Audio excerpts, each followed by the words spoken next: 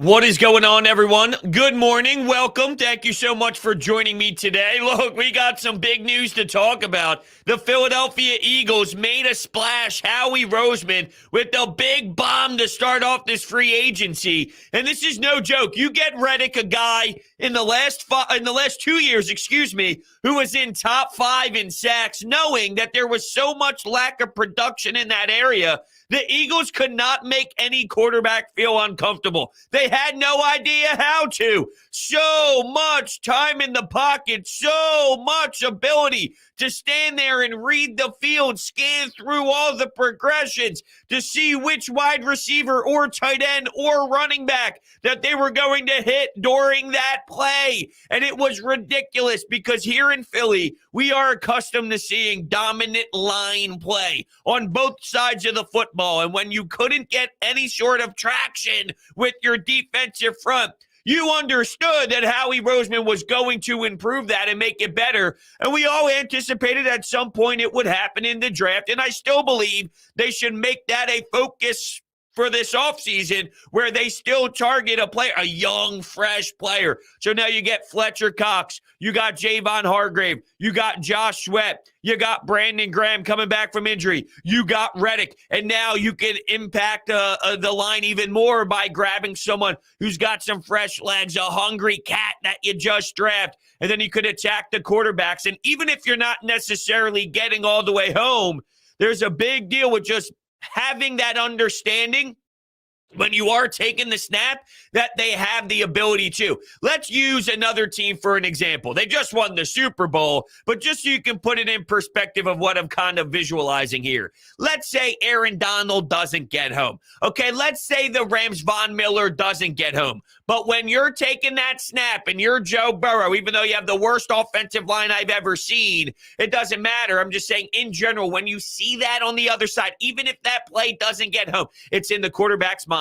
And now when the Eagles are on defense and they see Haason Reddick on the other side, you go, this guy knows what he's doing. This guy's got some burst. This guy's got some speed. And they need so much damn help there. Jonathan Gannon, as much as I can't stand his philosophy, it was obvious that the lack of talent played a big impact on what we witnessed last year as well. And the position that he's going to be kind of utilizing Haason Reddick, Jannard Avery. We were watching Jannard Avery. The level of difference between these two players is 50 billion. Reddick is 50 billion times the player that Jannard Avery is, if you're thinking of that Sam role. And I'm just really excited because I think this is massive. 27, good age, good kind of area to sign somebody, 3-year deal, and I think that it's going to be fantastic for this team. They obviously need to still improve.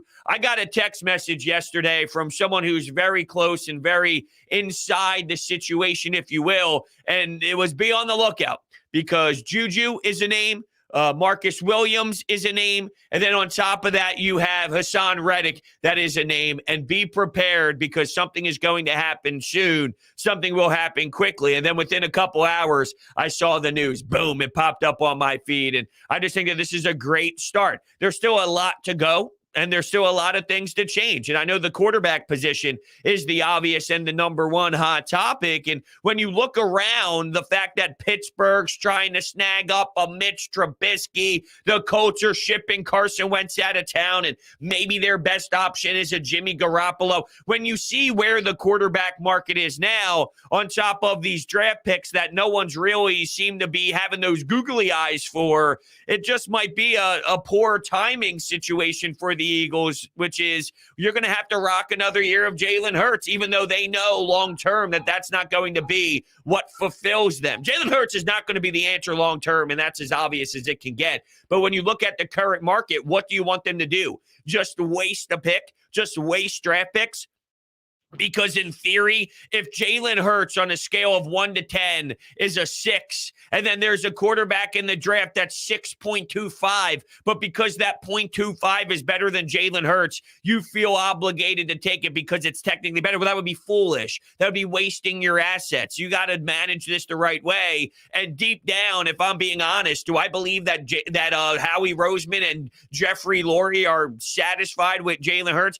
and think that he's going to be the franchise quarterback? Probably not. Probably not. But based off of circumstances, this is what you're going to have to go through. And even me, coming from someone who supported Jalen Hurts' growth, and I know that he's going to improve from last season to this upcoming season, I still have my cap on what he could be if he maximized his full potential. And I still think that that would be a tough thing to rely on for a long period of time. And I fought a lot of people at the end of the season because I despised the tone saying that he sucks and he's pathetic. I don't think he sucks. I don't think he's pathetic, but I don't know if I could fully invest in him for that long-term type of position. And that's okay, as long as you find ways to improve that. Now, the Deshaun Watson stuff's occurring, and it's definitely getting all over the place here. There's a no-trade clause, which matters, just like we saw with Russell Wilson. And with the whole Deshaun Watson thing, if I'm going to be sharing my opinion on it, which is why this microphone is in my face, there was a time where I stated I wanted nothing to do with him until I got some sort of knowledge on where he's at with the legal process. Well, we found out a few days ago that he won't be charged criminally, but that doesn't automatically mean that he wasn't doing what was being said, even though he wasn't criminally charged. I feel morally wrong for feeling this way, but I would feel better about signing him now that I have that information, even though I don't believe that he didn't do anything, because who has 20 different people giving them massages? Now, I'm sure that you have a few different, because some people work a different area better than others, but still, there's a lot of something that doesn't smell right within this whole entire situation that's playing out in front of our eyes. But I would say that I would feel better about it now than I did before I found out that not being criminally charged. But I still don't feel right, because who trusts the justice system? I don't think anybody can, based off of what we've seen in years past and over the history of time when it comes to the justice system. There's also a no-trade clause, and there has to be a want to come to Philadelphia with some of these big players that we have been discussing, and one of them obviously already off the board, going to Denver. So I know I kind of just got sidetracked a little bit with the quarterback position, but welcome. And if you're new to the channel, make sure you hit that subscribe button, hit that thumbs up button as well. I greatly appreciate the support. If you're looking to buy tickets to go to any event, SeatGeek promo code BROADS, all right, $20 off.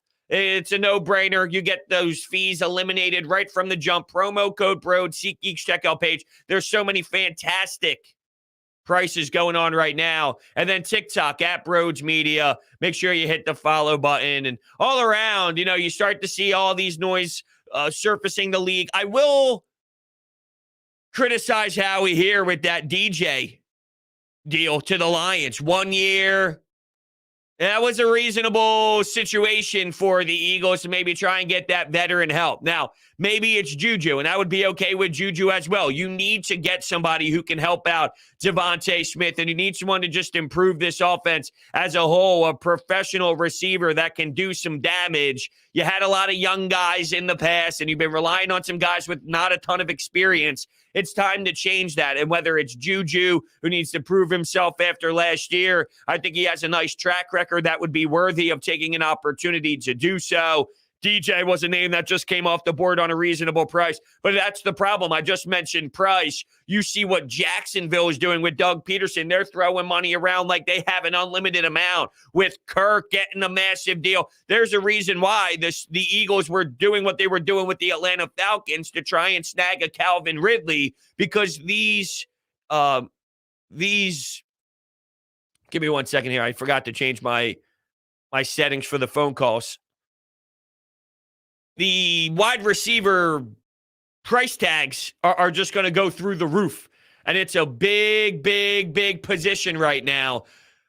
That's why you make the phone calls and try and land yourself a Calvin Ridley, which would have been fantastic. It's very unfortunate that we had to sit through Calvin Ridley betting on his own games, because imagine if free agency just started and this whole massive movement started and we're witnessing the Eagles apply Calvin Ridley to the roster on top of a Haason Reddick. That would be such a massive way to start things off. And for everyone who despises Howie Roseman, as I've been saying, he's not as bad as you think he is. And before you say, well, he's actually bad at drafting and he can do things with money, look around the league, Howie Roseman has his fingertips on things and does a lot of good things that he doesn't get credit for.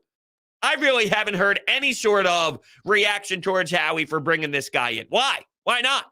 This was a huge player off the market. This guy's been top 5 in sacks over the last 2 years. TJ Watt, Myles Garrett, Trey Hendrickson, Aaron Donald, Haason Reddick, 23.5 sacks. This guy's going to explode, and he's going to give Jonathan Gannon a real weapon to work with. He could give you some versatility. He could drop back. He can confuse you a little bit. You can have options with someone who's a playmaker. You have a playmaker on your defense now. You haven't had that. We've been watching Nate Gerry, Jannard Avery, Alex Singleton. See you, Alex Singleton. Good. Good for the Eagles. See you, Alex Singleton. Those type of guys, gone. Done with it. They're crap. Just because you have a lot of tackles, it doesn't mean you're playing the game the right way. Alex Singleton, and God bless him. You know, he's in an unfortunate circumstance, playing way more minutes than he deserves, and he gets overexposed. But you can miss the angle you're supposed to take and then go tackle someone 7 yards downfield. But you already fucked up. You already fucked up. They got 7 yards already. You're just going and making the tackle after you screwed up. You didn't do the right thing. That happened all the time with Singleton. Get rid of those clowns and start bringing in some real playmakers. And Haasan Reddick is a wreck the game style of player. And just like we've seen with Hargrave at one point, when Fletcher Cox gets a lot of attention, you don't think teams now are looking at the Eagles defense and highlighting Haasan Reddick? And what does that do for everybody else involved? Does that open up the game for Josh Sweat? You still have BG. You still have Fletcher Cox. You still got Hargrave. Now you're starting to see that. And on top of what I mentioned, maybe still getting a young defensive end. I don't think they're done at that at all. Because when I tell you they had one of the most embarrassing pass rushes last year, you're talking historically bad. With an extra game as well. They could not get a sack. Ever. It felt like ever. There's not one memorable sack from last season. And once again, since we're accustomed to Eagles football, that's nearly impossible. They win in the trenches. They dominate in the trenches. That's their bread and butter. That's what they believe in. That's their philosophy, as it should be. And knowing that that's what they believe in, and that's how they set up their roster, for it to look as ugly as it did, they're going to clearly put a lot into changing that, as they should. And Howie Roseman knocked it out of the park here for the first signing of free agency as soon as it begun. It's amazing. Now, I see some other names that are being listed from Adam Schefter. We got a few names kind of bouncing around right now. So we'll see what that means. With that, we'll go to the phones. Good morning. You're on Broads Media. Hello. Hello. Broads. Yo, what's up? Sorry about that. That was on my side. First of all, love what you do. Watch you all the time. I know you're talking Eagles right now. Yes. But I had to hear from you on the Sixers. As amazing as Embiid is and potential MVP, and him and Harden have chemistry, except for getting blown out with Brooklyn. But do you really, truly see championship metal in the team and in the coaching of the Sixers? Do you actually see them being on that level, or making a couple deep rounds in the playoffs and then they're out? Or do you actually think this is the year for them? Thanks for the call. I definitely do want to stick more Eagles today because of the signing that happened yesterday. But in terms of your question, I think they have the stars to set themselves up for a championship run, and there's still things to tweak. When you make that move and you give up Seth, Andre, Ben Simmons, to expect to just make a trade for James Harden and then your roster is perfect and there's nothing to worry about would be foolish. So now it is a 5-step process. Step 1 was playing the waiting game to get something reasonable for Ben Simmons. Then step 2 is applying that trade to actually happen and then hitting the button to do so. Step 3 is now implementing that into your system. Step 4 is now, okay, what do we have to do to now fulfill this roster surrounding these stars, which can happen in the buyout market properly. It realistically has to happen in the offseason. So making that move put you in a better position, but the job's not finished by Daryl Morey, but there was no opportunity to fully get to do it because that's more of an offseason thing. So it was the right step still, where this year, because superstar talent can will you to victory, you're in the mix with everybody else. But are there holes on the roster? Absolutely. But every other team they're going to play has holes in the roster too, their own version of it. So no team is perfect. The Sixers aren't either. You study the Sixers for 82. You don't study the other teams the same way, so you don't value the deficiencies at the same emotional level. And that's what I will say on that. But I definitely want to continue with the Eagles more than the Sixers today, at least right now on this show. And yeah, 31st in sacks last year as Philly Mike pops in here. It is absolutely disgusting. It's pathetic. And, there are some players on there like Fletcher Cox who he needs to play better. He needs to play better. He has to be better than what he was. And you can say, well, there were double teams here. Fletcher Cox needed to be better. But a player like this, with where Fletcher Cox is in his career, I think can really open up the door to do some more damage and can help everybody else involved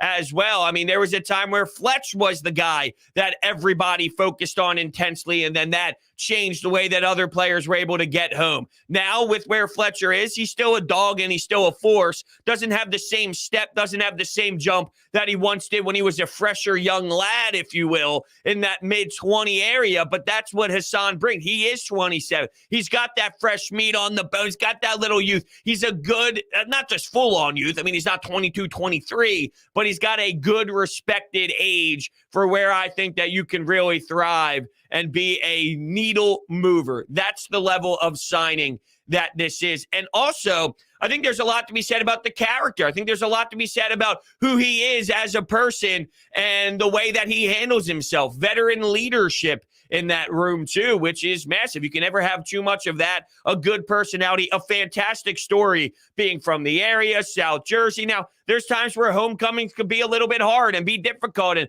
there's constantly people hitting you up and, hey, I need tickets here, and what are you doing this weekend, and hey, can I get to this on that weekend? And sometimes it can get a little bit more hostile than you would like compared to being out of town, being in Arizona, being in Carolina, where your home fan base isn't involved and they're not as active on trying to do something. You're just worried about the game. Or now, there's an extra little side story. There's a little bit more spotlights on you, but it doesn't seem like Haasan Reddick, a dude that had an incredible journey of going to Temple and getting overlooked and being hurt in high school and having to grind his way in. When you're that level of mentality, when that's your approach, you would imagine that you kind of black out all the other noise. If you went from having to earn your way to Temple, play as hard as he did, get to where he is now, you think a couple people hitting you up about some tickets would be the difference in you being able to shine or not? No, I don't. But it's real. It's a real thing that coming home, it's just a different style of everything surrounding your game that it's hard to really quantify. It's hard to really study the impact of it all, but it's there. It is a real style that surrounds you for sure.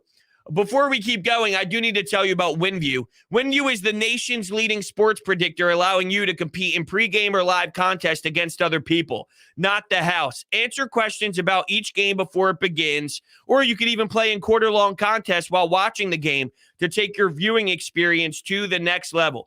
For example, I'll open up the WinView app right now, which you can download in the description, winview.tv/broads. It's a no-brainer. Let's go to the Miami Heat, who are playing the Detroit Pistons today. The way it works is it's 1 versus 1, me versus you versus one of your friends. Whoever answers more questions correctly, take home the pot. There's free-to-play contest as well, but here are some questions. Will Miami win the game by 12 or more points? Will Jimmy Butler score 25 or more points? Will Bam Adebayo record more rebounds than Stewart in the game? Will Cunningham and Bey combine to score 35 or more points?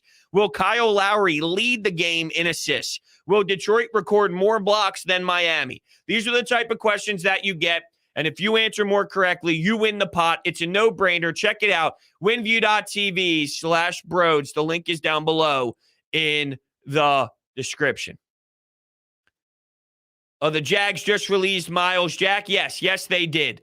I love it because every time a name is mentioned, go get him! Go get him! No matter who the name is. It doesn't matter who. It doesn't matter if the player is great, if the player is average, if the player is below average, if the player sucks. Every time a name is popped out there by Adam Schefter on Twitter, everyone reacts the same way, which I just find hysterical. Now, if you go to Adam Schefter's Twitter and you look at some of the news from this morning, Cowboys are re-signing Randy Gregory to a 5-year, $70 million deal that includes $28 million guaranteed.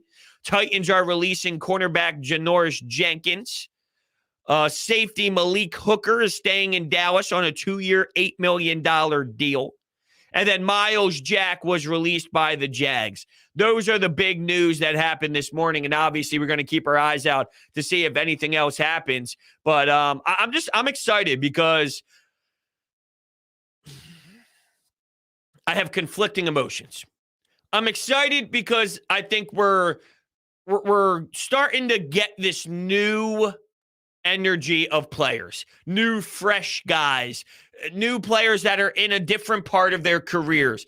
You still have the older guys. You still have the Lane Johnsons and the Jason Kelce's and the Fletcher Coxes, whether he's here or not. Maybe they trade him, maybe they don't. But you still have those old heads that have been around the block for a bit of time. But the Devontae Smith, he's going to take over and he's going to dominate the wide receiver position. Haason Reddick's going to be here for a handful of years. I still think that they make some other impact signings in free agency as well. They're going to bring in some new fresh blood in the draft that we're going to be excited for, even though all these idiots out there are going to say that they're going to stink anyway because it's Howie Roseman, but that's not necessarily true because there have been some good draft picks like Dallas Goedert, Miles Sanders, Devontae Smith, and Landon Dickerson's a nice player as well. And there are some good ones in there too. Avonte Maddox has been a nice pickup. Josh Sweat has been a nice pickup. But ultimately, there's some fresh blood in there that's going to make it exciting. Now, the reason why I said it's a conflicting feeling is because last year, the idea of the season was, let's learn about what the head coach and the quarterback can do. Who is Nick Sirianni, right? Who is Jalen Hurts? Who are these guys as a tandem? And the season was about learning. It was a learning experience. I honestly feel I'm heading into next season, and I'm asking myself the same exact question. Who is Nick Sirianni? And I have more knowledge on him than I do the quarterback. But with Jalen Hurts, I'm asking the same question again. Who is Jalen Hurts? So I almost feel next year is another season of figuring out who he is, which, I get it. It was his first year starting, and I back that up on it takes time for players to learn at the professional level, including the quarterback position, which is insanely important. There's guys like Jake Fromm that can play and win at Georgia and be at one of the best programs to ever be assembled in college football, take a step in the NFL and can't play a lick, can't sniff snaps and can't do anything, can't make throws and looks overwhelmed to the point where he's going to get his ass out of the league within moments. That's how bad it is, but that's the jump that you see. So knowing it's that massive where you could perform at the highest rate at the previous level, but then can't do a damn thing in the next, it takes time to learn. It takes time to adjust. And as Jalen Hurts had flaws, he's not Jake Fromm level, okay? He's not Ben DiNucci. He's not these guys that don't deserve any sort of playing time. He has shown that he's got a lack of certain skills within his game, but his overall game can have you competing in moments in NFL football. Jake Fromm can't have you competing in NFL football games whatsoever. So it obviously has to play out, and you need to get players time to understand what the speed of the game is like. What Todd Bowles, one of the best defensive coordinators in football, what are some of the looks they throw his way? What are some of the disguises? What will they do to make you feel uncomfortable? All of that matters so you can see a young player kind of take those strides, and then now in the offseason, they're working on the craft and knowing what they've seen and how they can work on making sure you can throw the football better over the field, seeing how much that was important to utilize the middle of the field. Hey, how about the left, going to the left, making throws going to the left? Todd Bowles tested him and dared him and said, if you want to do it, fine, you have to go that way. And there were clearly some situations where it was a bit more painful than we would have liked out of Jalen Hurts. I say all this to tell you that I almost feel with the season, I'm heading into next year with that same feeling. Now, I brought this up on The Fanatic, and someone called in saying, they feel the same way, but because of them not being able to beat good teams last year and only beating bad teams, which I don't see it that way. I see a first-year head coach and a first-year quarterback winning the games they should, losing the games that they should, and obviously there's always going to be one game that you fall that you should win, and there's one win that you shouldn't have that you should probably lose, but ultimately, from the full body of work, they won the games they should have won. They lost the games they should have won. The one Giants game was a bit disappointing, but that happens to everyone. That happens to every team in every schedule in every season where you lose a game that you should win. So I'm not going to absolutely criticize them fully for that. Their overall body of work was just fine for their first season, but they caught in and they feel so low on Jalen Hurts that they're viewing this season as more of a 6-win team. I mean, first off, you're already claiming they're going to win 6 wins when you don't even know what their roster is. This is prior to bringing in Reddick. There's going to be 5, 6 new additions and a whole new life to who this team is and a whole new brand of football. In what universe can you sit there and honestly even say that, oh, this team's going to win 6 games? And even if they beat the teams they should and lose the teams they should, this and that, whatever. I mean, at worst, they're going to be in that same range. At worst, they were 1 game over 500 last year, right? They finished 9-8. I mean, seriously, I don't know how you go from watching them last year to then now automatically think that they're 3 games worse. They're going to lose 3, like, really? They're going to lose 3 more games and take 3 wins off their win total? I find that hard to believe, even with the flaws of Jalen Hurts.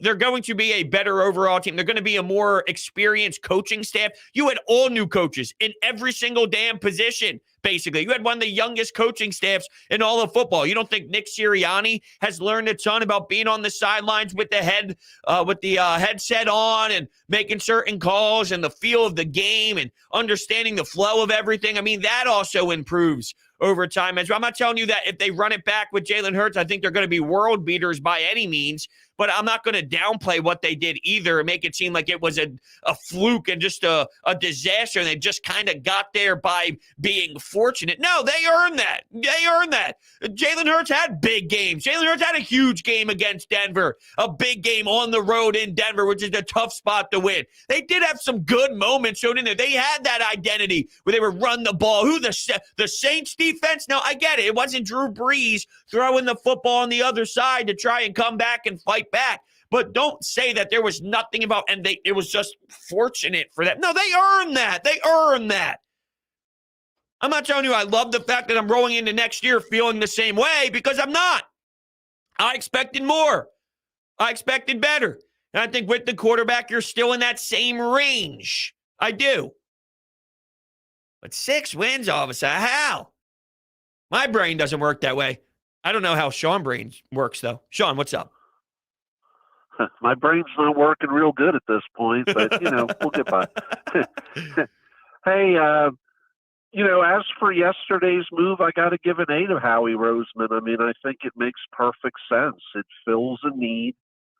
The guy is under the age of 30. You didn't overpay for him, and he wants to play here. So kudos to Roseman on that one. I was a little disappointed today. I was kind of hoping for Chark, but, Greg Cosell said something on Inside the Birds, executive producer Hunter Brody, by the way. What is the Eagles' offensive philosophy next year? Is it still going to be predominantly run heavy? Because if it is, maybe they don't want to overpay for the wide receiver position. And maybe they'll be content to pluck some under-the-radar guy in free agency that's a veteran that they think they can develop. Yeah, it's a very interesting point. And to be honest with you, I thought that maybe after you saw the deal with DJ, that 1 year at that $10, $12 million mark or so, that the Eagles could have went in that direction because it wouldn't crucify you or hurt you to that much. But yeah, I think that's fascinating. The only reason why I would say I don't know how I feel about maybe not going after a wide receiver just because they're going to be more run heavy is knowing how involved they are with looking at Calvin Ridley, which they almost landed if it wasn't for his mistakes, or knowing how much they're trying to target Juju, although there's a report this morning that maybe they're withdrawing from that. But they have been heavily involved in some of these receiver talks, so I feel they're still looking at that with a reasonable eye. Yeah, I mean, my opinion is I think they're looking at receiver, but they have a certain dollar value attached to that. Because I think the other shoe to drop either today or tomorrow is I think the bulk of the rest of their money is going toward the safety position. So once that's filled, I think whatever money is left over may be allotted toward the receiver. I think the priority of the cash is going to safety. I don't know if it's going to be Williams, but Reed from the Texans and Marcus May, to me, are legitimate possibilities here. And you know what? And thanks, Sean. Great call. If it was Williams, I'd lose my mind. I would love that. And we knew they had to rebuild this defense. So many flaws and so many holes in that department. That would be another franchise-changing type move. And that would be someone else to build around and give you that fresh blood that I was referencing earlier. That would be fantastic. I do have to say, now that we're kind of talking through it, there is a common theme with these wide receivers and the teams. Maybe Juju comes here to kind of prove himself. A little one-year deal concept, or we just saw with DJ, who signed to the Lions. That was a one-year deal. So maybe there is something to this whole, we're not going to prioritize too much in the wide receiver. We don't want to put too many years, too many dollars on some of these guys out there, knowing that the market is extremely high, and also valuing some of these other issues that we have, which is safety. You signed Anthony Harris to a one-year deal. He's now got, what do you have at safety that you can even really rely on? And also with Malcolm Jenkins, who was here for a while, who really was a face of your team and a major leader. If you can find someone like a Marcus Williams at his age that can step into a role. Now, I'm not telling you he has to be Malcolm Jenkins. That's a very hard role to demand, and that's very difficult to say. You have to go be Malcolm Jenkins. Hey, Marcus Williams, go be Malcolm Jenkins. There's only one Malcolm Jenkins for a reason, but I wonder if they saw what they had in years past, and then they recognized how valuable that was to not just versatility, what you can do on the field, how you could play a Malcolm Jenkins. And once again, I'm not telling you that's exactly the same exact thing, but seeing it, losing it, and now recognizing what they once had, we have to do our best to get something similar, get something that can do, we need a safety player. We need that again. We need that. We need that type of player. We need a player that can give us some sort of life to the level that was like that. Once again, different. I'm not saying he's Malcolm Jenkins, but you saw how important Malcolm Jenkins was. You lose Malcolm Jenkins. Can you find a way to fulfill that loss differently, but with that same mindset? And that is what I'm looking at out of Howie Roseman. I'm constantly refreshing Twitter as we're doing the show today because I want to make sure we talk about the news that's breaking. Reed to the Chiefs. Yeah. Reed did go to the Chiefs. That is correct, because Matthew seems to be not involved anymore. And for what I'm seeing, I think I saw some reports, possibly Matthew to Vegas.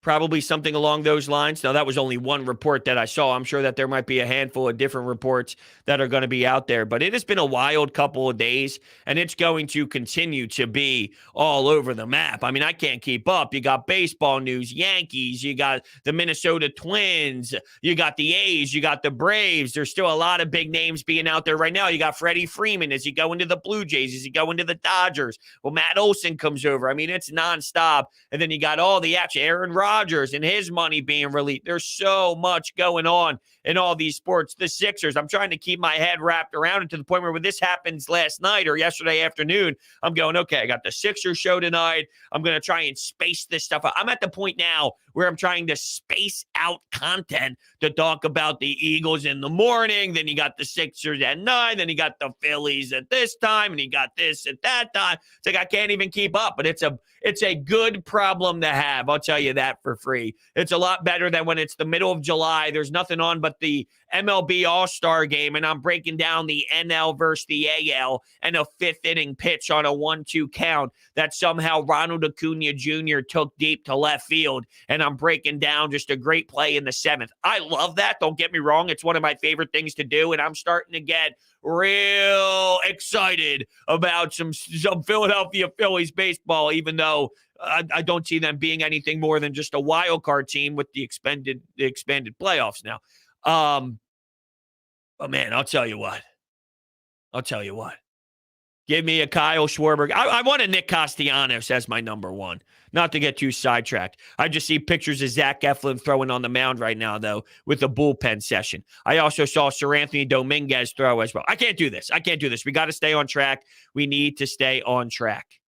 I wonder, is anyone afraid of the Cowboys for what they're doing at this point? No Amari Cooper, specifically their offense. If you look at their offense and the weapons that they've had in the past and how amazing it was, Michael Gallup, when healthy, is sensational. The problem is with Cedric Wilson. Congratulations, you torched me and you hanging out in that last game. That's a lot of money to give to a player that doesn't have the full-on resume yet to support it. Now, I think he could play, and maybe he was just somewhat swarmed by so much great talent that pushes you down the list of players. And when he did get his number called, he would have some moments, and maybe with more playing time, he explodes and continues to have big games. But for me, it's like the New York Mets. You can get as much as you want to get in terms of talent, but if you think about the Dallas Cowboys, they just never figure it out. And there's been a lot of good talent. They've had good teams. They've had good players, a lot of them. They've won football games, and then when the big moments happen,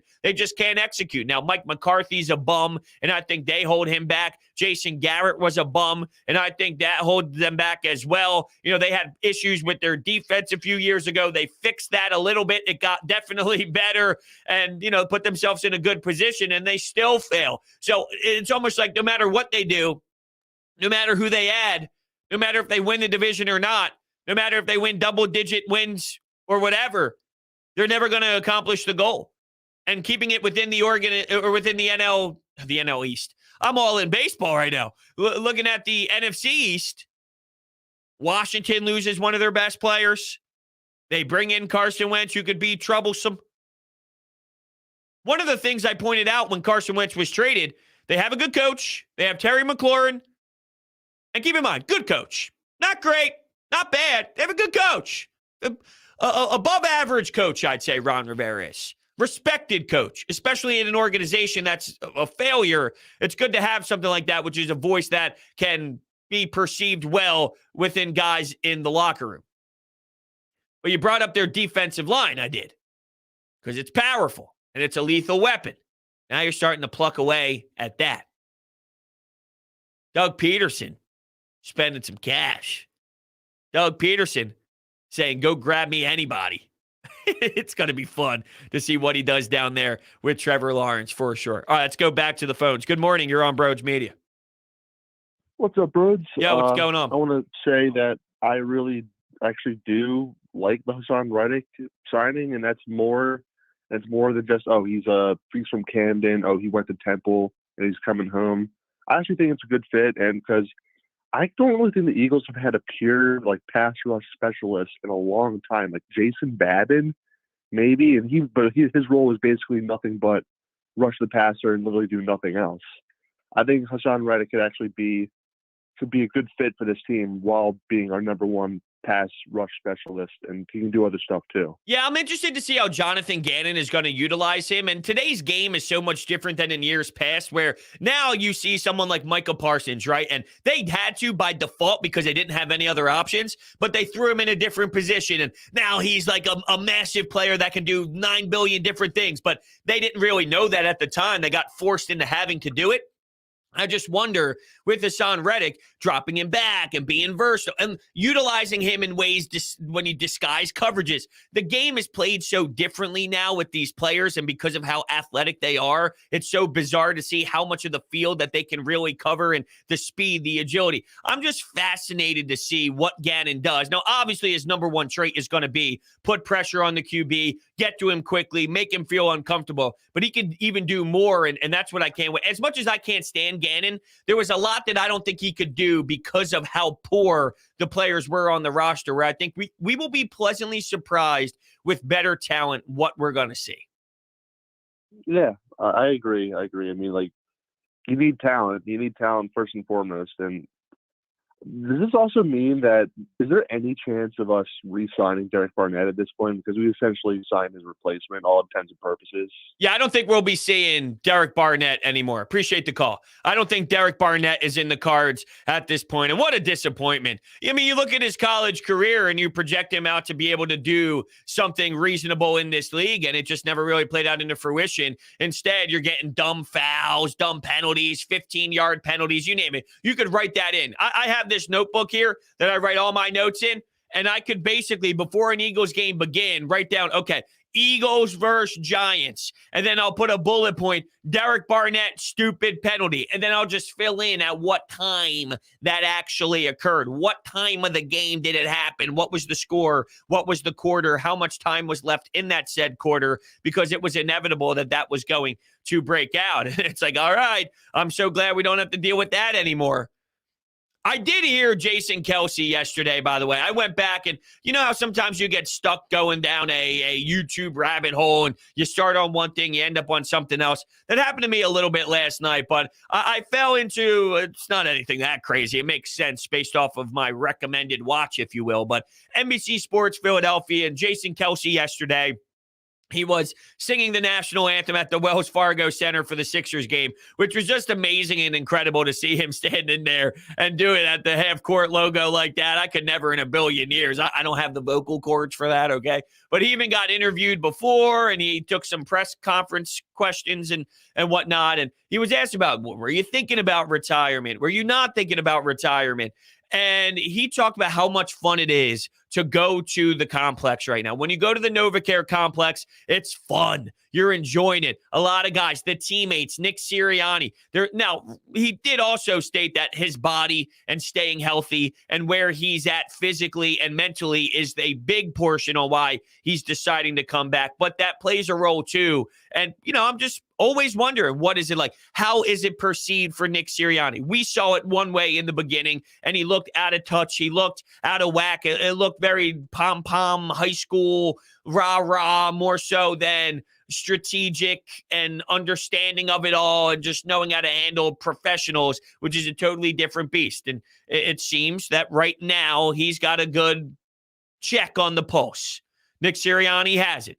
And the reason why I think is because you make the playoffs your first year, you win 9 football games your first year at it with the quarterback that has limitations. Well, then, yeah, I mean, you would imagine that guys see what is positive in the head coach. I think just like Jonathan Gannon, though, as much as I can't stand his philosophy, I really do believe that it would look significantly better if he just had better talent. And we'll be pleasantly surprised with some of the outcomes that we see based off of what we can get out of some more talent. And I hope that there's more still incoming for this roster. But I feel the same way about Nick Sirianni. I think Nick Sirianni is probably more... We're probably not getting to appreciate the full experience of Nick Sirianni right now based off of some limitations. I think that there's another level in Nick Sirianni. The Raiders might be open to trade Carr. Yeah, I touched on it earlier, how there was a caller on The Fanatic over the weekend who wanted to say that he felt the Eagles will win 6 games, and he doesn't even feel excited about any sort of season because he's that low on the quarterback. And I believe that same individual, might have been someone else, but I believe that same individual made a point about how they'd rather trade for Derek Carr and just say, all right, let's see what we can do with him, instead of going with Jalen Hurts, and that be a longer-term option for the Eagles. I like Derek Carr. I'm not anti-Derek Carr. I like Derek Carr. If I was the Raiders and Derek Carr was my franchise guy for as long as the Raiders had him, that's not something that I'm bitching and complaining about. Right now, though, with context of where the Eagles are, I don't think I want to buy into Derek Carr long-term. If I was the Raiders X amount of years ago and that's what I got, yeah, I'm not disappointed with it. Right now, though, knowing your assets, knowing your retooling, knowing where you are, knowing where the entire organization is in the current status of that, I think maybe pushing back some draft picks. Don't be surprised if Howie Roseman, from what I'm hearing, is thinking about moving into next offseason, trading into next year's draft, compiling up some picks there, which I think is a very smart move. I'd rather go try and find that guy in the draft if it's not trading for a Deshaun Watson, not trading for, I know this person already moved, but it's just the mindset of not trading for a Russell Wilson. If that's not the route you're going, Derek Carr is not the route right now either. You find your Carson Wentz in the draft. You find your player in the draft that you feel comfortable with from a growing your franchise standpoint. And unfortunately for the Eagles, that guy just might not be in the draft this season. It might be something that you have to look at into the next year. But we'll see. We'll see how the entire draft ends up playing out for sure. Wizzo says every quarterback has limitations. You're correct. You are absolutely correct. I'm not downplaying that. Look, I was on the Jalen Hurts support train for a long time, and I still am. I don't think he stinks. I don't think he's awful. I don't think he's as bad as other people say that he is. I give him the credit that he deserves, which is he does things very well, and he does things that's different and unique. And in this style of football, you see Lamar Jackson. You see guys that can move. You see guys that can use their legs to pick up 10, 12 yards. But with that, his limitations do hold back the franchise in doing some things too. Both can be true. I'm not a Jalen Hurts hater. I would say I'm more of a supporter than a hater, but I'm not overboard supporter where I'm just not going to reference his flaws and then point out the fact that I feel some of his flaws might not be fixable. And if they are not fixable, then you have some issues on where you can go with your full-on ceiling. I like Hurts. I think he's prepared the right way. I think he's got great determination. I think that he's a fantastic guy, locker room presence. You go from Wentz getting bounced around, no real connection. I don't think Jalen Hurts has that issue. A lot of the teammates love him. A lot of the guys support him. Basically everyone, really. I mean, no one says bad things about the way Jalen Hurts approaches himself off the field and on the field as well. But we can't just pretend because we like the guy that there's not a problem. There is a bit of a problem. And if there's not a major jump in next year, if they run it back with Jalen Hurts, well, then a real decision has to be made. And the decision would have been made if the answer was available this year, to be honest with you. But that's just not the case. So, luckily for him, the timing is wrong. And he gets another chance to prove himself if they don't feel like someone in the draft is good enough to take that stride and take that step. Why would you trade back into next year's draft? Because that's smart. That's smart. Pile up assets. You got a lot of assets this year. You got 3 first-round draft picks. Why trade back into next year? So then you can have multiple draft picks next year, too. It's a very smart, logical approach and a very solid thought process. I support it heavily. You got 3 first-rounders right now. You're telling me you can get an extra first and move back in. So now you can get 2 this year, 2 next year, instead of 3 this year, 1 next year? Yeah, that matters. Yeah, that matters. Having compensation in the draft can take you a long way. It gives you options. It gives you the possibility to pick up the phone and make trades. I just mentioned timing, right? Timing is huge. Well, if there's someone available next year that you could capitalize on because you made that trade back, you don't just say, well, because we have 3 first-rounders, we have to take them, even if we're not necessarily in love with some of the talent at the back end of the first round. But just because we have those first-round picks, definitely take them. I think at some point that's not smart. That's not smart. That will cost you. That's dumb. This is real football. This is the NFL. This isn't Madden. And I think at times people get sucked into Madden. Anything else we got going here in the football world?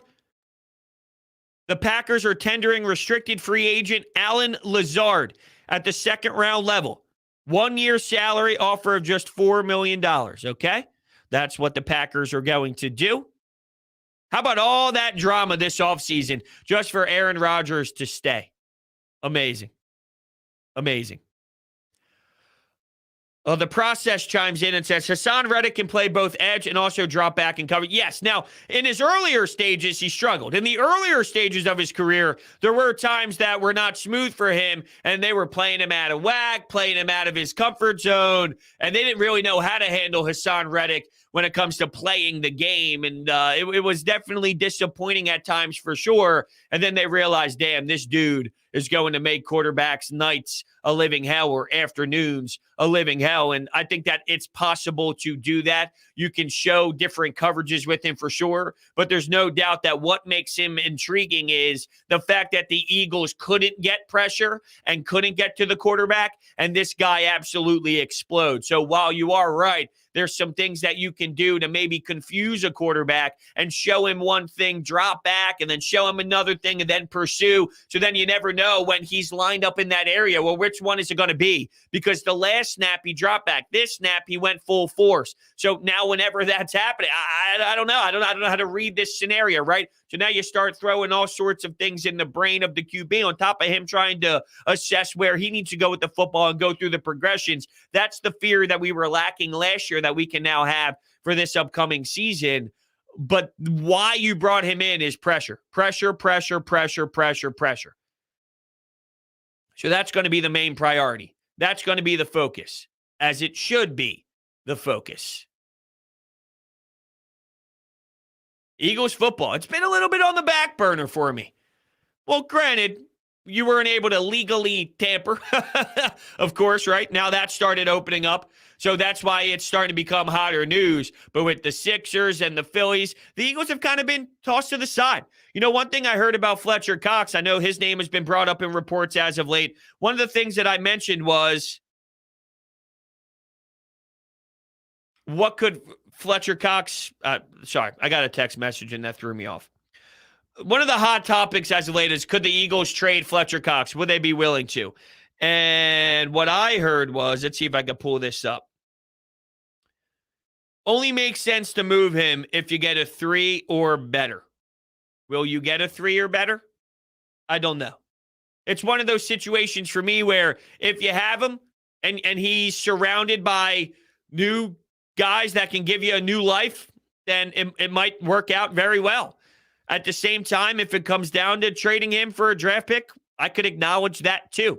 And there's a lot of situations where I could see the logic on both sides. It just comes down to execution. And what do you do if that is the case? And what do you plug into the Fletcher Cox spot? What do you do with that draft pick? What is the draft pick? All those questions. So I'm not against either or. Obviously, he's a name that has been tied to the city for a long period of time. And there's an emotional side of, just like with Zach Ertz. When you move on from Zach Ertz, it's such a big, heavy emotional trade, but you got to do what's best for your organization. I could see moving on from Fletch because it's obvious that his play is moving in the wrong direction, whether it's because there's other guys around him or not. Fletcher Cox individually has lost a step. Now, I can't blame him because when you put as many miles on the tires as he has and he dominates as long as he has, not everyone's Tom Brady, who could be an MVP at age 92, it seems, right? Different position, obviously, but you get my point where this is called being a human. This is called organically playing a game for a long period of time, and then over time, it chips away at you, and then at some point,